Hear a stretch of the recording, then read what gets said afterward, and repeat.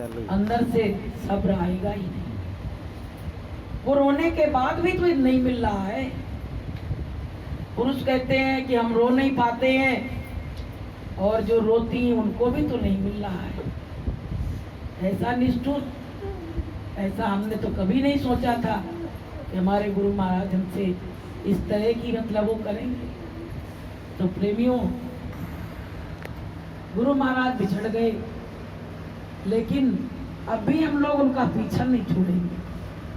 जब तक हम गुरुदेव को सामने ले नहीं आएंगे, उनके दर्शन कर नहीं लेंगे, तब तक हम पीछा छोड़ने वाले नहीं हैं।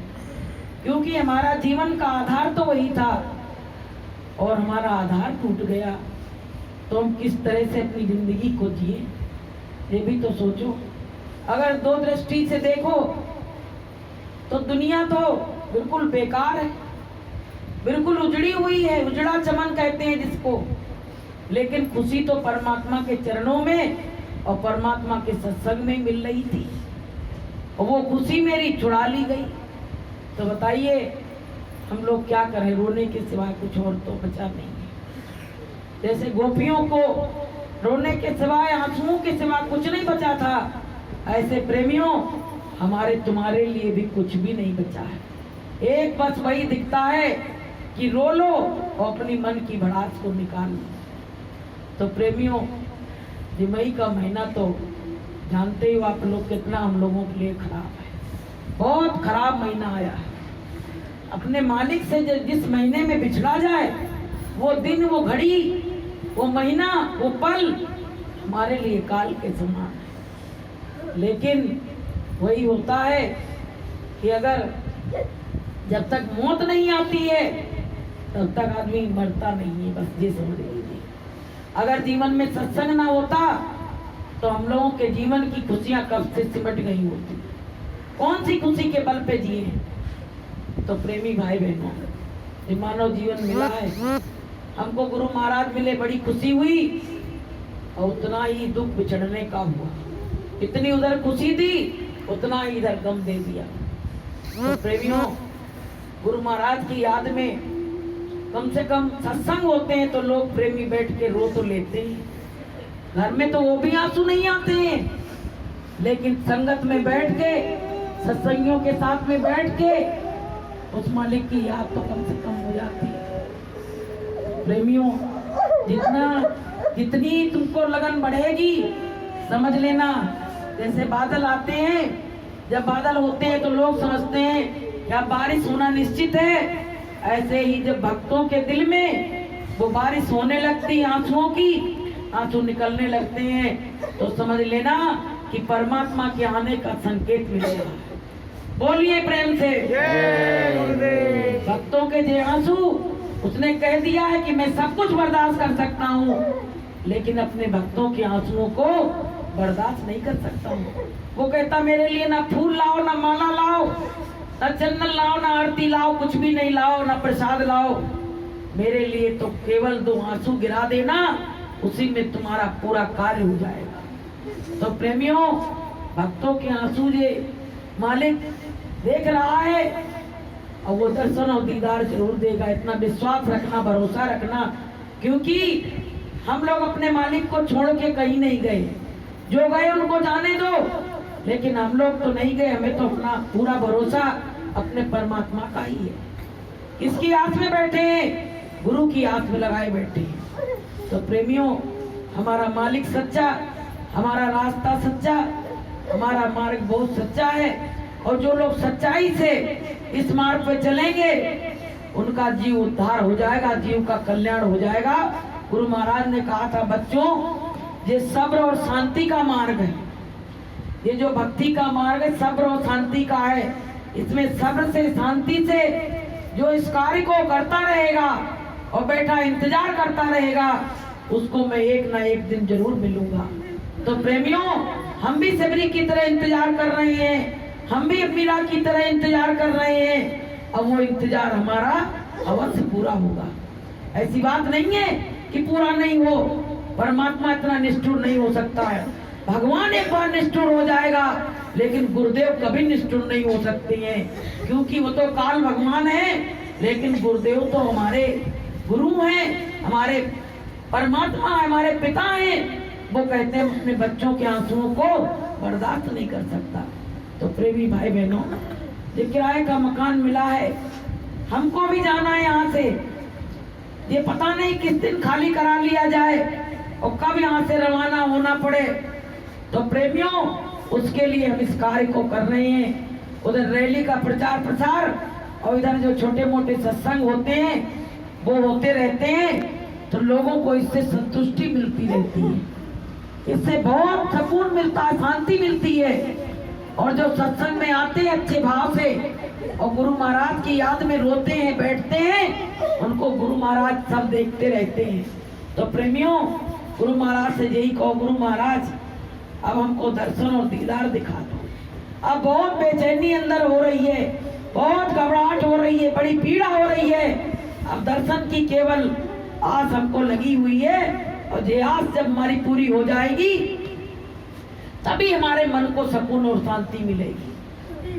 कि सतगुरु दर्शन दे दो मोहि, तरस रह दो नैना, सतगुरु दर्शन दे दो मोहि, तरस रह दोनों नैना, तरस रहे दोनों नैना, तरस रहे दोनों नैना, तरस रहे दोनों नैना, तरस रहे दोनों नैना, सतगुरु दर्शन दे दो मोहि, तरस रहे दोनों नैना।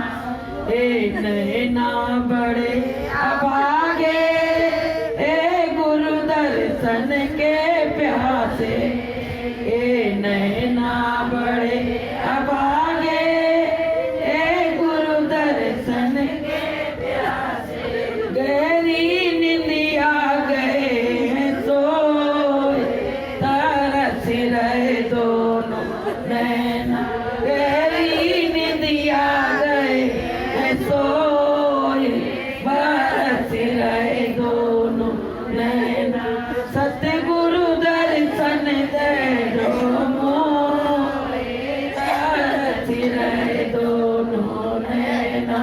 तो प्रेमियों, गुरु से यही कहो, गुरु महाराज अब दर्शन दे दो, बस सब कुछ नहीं मांगते। पहले तो जाते थे, कहते गुरु महाराज नौकरी लग जाए, पैसा आ जाए, बच्चे हो जाए, ये हो जाए, वो हो जाए। अब आपको सत्य बात बताएं, वहां जाके बच्चे ही आस लगाते हैं, गुरु महाराज इसी में से प्रकट होके दर्शन दे दो बस। अब कोई इच्छा और कोई शेष बची ही नहीं।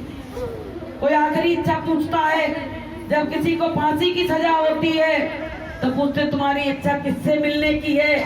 तो प्रेमियों, हम लोगों से अगर पूछा जाए तो हम लोग तो यही कहेंगे, बस मेरे सतगुरु को मुझसे मिलवा दिया जाए, मेरी आखिरी इच्छा यही है और मेरे दिल में कोई इच्छा बची ही नहीं। तो प्रेमी भाई बहनों, हम लोग इसी तरह लगन से, इसी तरह हिम्मत से लगे रहेंगे तो गुरु महाराज भी देखेंगे आज भी मेरे बच्चे मेरे लिए रो रहे हैं, मेरी याद कर रहे हैं, तो उनको कोई कुछ हमारे लिए सोचना पड़ेगा, मजबूर होके उनको आना ही पड़ेगा। प्रेमियों, भक्त चाहे तो क्या नहीं कर सकता है, भक्त चाहे तो अपने भगवान को अपने पास जरूर बुला सकता है। तो प्रेमियों, हमारे मालिक सच्चे, हमारा रास्ता सच्चा और मालिक हमको कभी धोखा नहीं दे सकता है। आपको हम बताएं, छोटे छोटे काम और बड़े बड़े काम हमारे गुरु महाराज तुरंत आके बना जाते हैं। जैसे कोई चीज नहीं मिल रही हो और डर लगने लगता, भी घर में बताए तो भी डांट पड़ेगी, तो गुरु महाराज से आके कह देते हैं धीरे से। और गुरु महाराज वो चीज को, जैसे कोई पिता होता है तो सोचता मैं बच्चे को कहीं डांट नहीं पड़ जाए, कोई डांटे नहीं, कोई मारे नहीं, तो वो तुरंत बता देते हैं, ऐसे याद करा देते हैं, वहां रखी, ले लो जाके बताइए। और हम लोग कहते हैं अरे गुरु महाराज चले गए, अरे गुरु महाराज चले जाते तो हमको ये सब कौन बताता।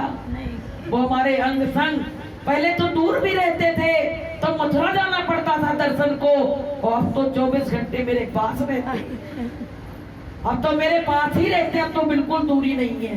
तो प्रेमियों, वो एक ना एक दिन मेरे अंदर जरूर प्रकट होंगे।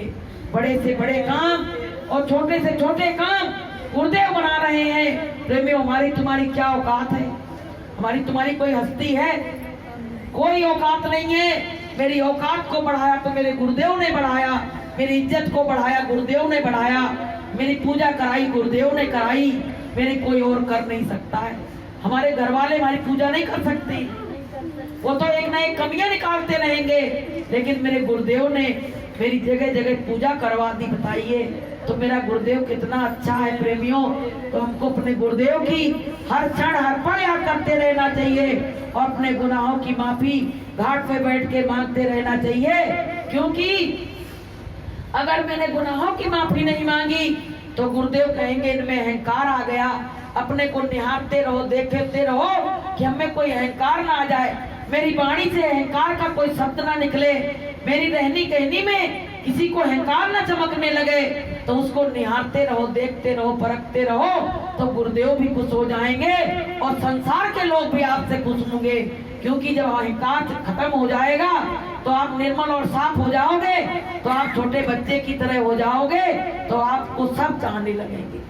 तो प्रेमियों, ये छोटा मोटा काम नहीं है, ये गुरु महाराज ने बहुत बड़े उसमें काम जोड़ा है जी। और यही नहीं, पूरे संसार में, पूरे भारत में देखिए सब जगह सत्संगी हैं और सबकी आस गुरु के चरणों में लगी हुई है। तो प्रेमियों, सत्संग तो बहुत हो गया, आप लोग देर से आते हो तो थोड़ा, आज 5 बजे सत्संग शुरू हुआ, बताइए 5 बजे तो प्रार्थना शुरू हुई और 5 बजे प्रार्थना शुरू हुई, अगर 7 बजा दिया जाए तो आप लोग बिलबिला जाओगे।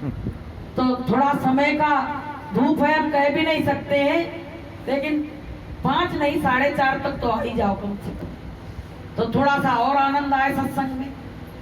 तो प्रेमियों, गुरुवार को यहाँ सत्संग होता है तो हम लोगों को बहुत खुशी होती है। मेरा घर नहीं समझना, ये तो इसको तो मैंने मंदिर समझ लिया कि ये गुरुदेव की कुटिया है, मंदिर उनका है और उसमें यहाँ सत्संग होता है। इस सत्संग को कोई छुड़ा लेता है ना बीच में, तो हमको बहुत बेकार लगता है, हमारे यहाँ से सोना पड़ा रहता है। तो हम सोचते बस गुरुवार का दिन छोड़ दिया करो और सब दिन कराते रहो, कोई उसमें परेशानी नहीं है। तो प्रेमियों, हम कहते हैं कि हमारे घर भी गुरुदेव आते हैं गुरुवार को, और जिस दिन यहाँ से हम चले जाते हैं गुरुदेव आते हैं तो लौट जाते हैं, हमें ऐसा लगता है। लेकिन प्रेमी लोग नहीं मानते हैं, तो हम कहते यूँ कहेंगे कि ये तो अपने घर ही करना चाहती हैं, इसलिए हम भाई उनकी बात को नहीं काटते, कर देते हैं। अच्छा प्रेमियों, एक बात बताओ, आनंद आया कि नहीं आया? आनंद आया कि नहीं आया? तो बस यहाँ इस कमरे में ऐसे ही आनंद आता है, क्योंकि ये गुरु महाराज का कमरा हो चुका है। तो यहाँ जब सत्संग होता है तो इसी तरह से अश्रुधारा प्रभावित होती है, लोग भाव विभोर हो जाते हैं और इसी तरह का आनंद यहाँ आता है। तो इसी के साथ हम अपनी वाणी को विराम देंगे। तो प्रेम से बोलिए जय गुरुदेव। आज गोस्पुरा नंबर 2 से